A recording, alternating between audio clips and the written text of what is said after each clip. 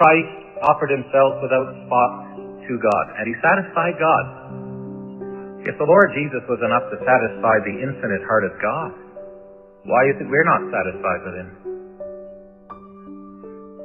Alexander the Great, on one occasion, was sent a young man from a blue blood family, and the young man was so profligate that finally Alexander had him called in, and he told the young man he was going to have to send him home. And the young man fell on his knees in front of Alexander and he said, "Oh, sir, what will I say to my father?" And Alexander said, "Tell him that Alexander was not to your liking."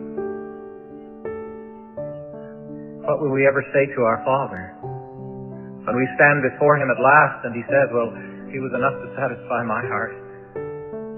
I'm sorry he wasn't to your liking." You see, in the wilderness, the children of Israel loathed that light bread. They had a longing for the food with the built-in memory system, the leeks and the onions and the garlic from Egypt. Like the South, it will rise again. It will remind you of its presence. And if you've been feeding in Egypt, I can smell it on your breath. It's true, isn't it? Every time you open your mouth, that's that. So you've been feeding in the world, you see. And the food of Egypt is highly seasoned. It kills your appetite for a delicate taste. If you've eaten something with onions, well, quite frankly, you just can't discern anything else. It overrules, it demands your attention, and it cuts out every other influence, every subtle influence.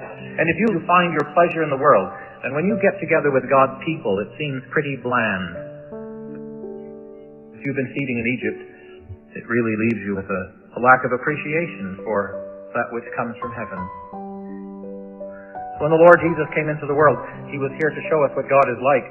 And if you want to know what God tastes like, you taste the Lord Jesus. Like bread, sweet as honey. He's sweet. He's not a bitter pill that has to be swallowed with a lot of raspberry jam. He's sweet, Christians. And the more time we spend with him, the more we discover how sweet he is. He'll sweeten you.